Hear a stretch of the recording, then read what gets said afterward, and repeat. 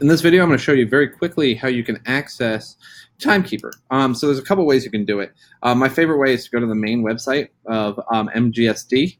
Just click Quick Links, scroll down to Timekeeper. It will take you here.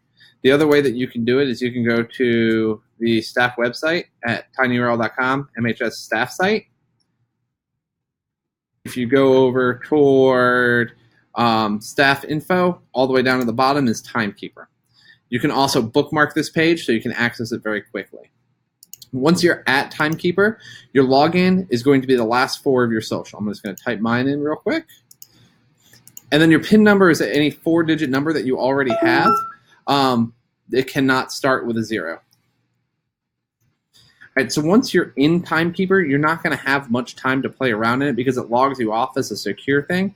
You can also only access Timekeeper while you are in the school network. So you can't access this anywhere other than being in school on the network, probably on your computer.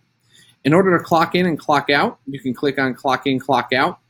And I've already clocked in, but you'll see a little clock in icon right here. You just click that and you're good to go. A couple other things that you might be interested in seeing is that you can actually check your timesheet, your leave balance, your check history, so you don't have to have Eric deliver it or see it when you're over the summer. You can actually look directly at here. You can also see your workshop registrations. If you've been to another conference outside of the school district, you can submit it here. And if you forget your password or anything like that happens, then you can contact Sandy Burley, and she'll be able to reset your password. Try to keep it something simple that you'll be able to remember, but you shouldn't forget it because you need to come here every day, first thing in the morning, because you need to clock in, but you do not need to clock out. And that is Timekeeper.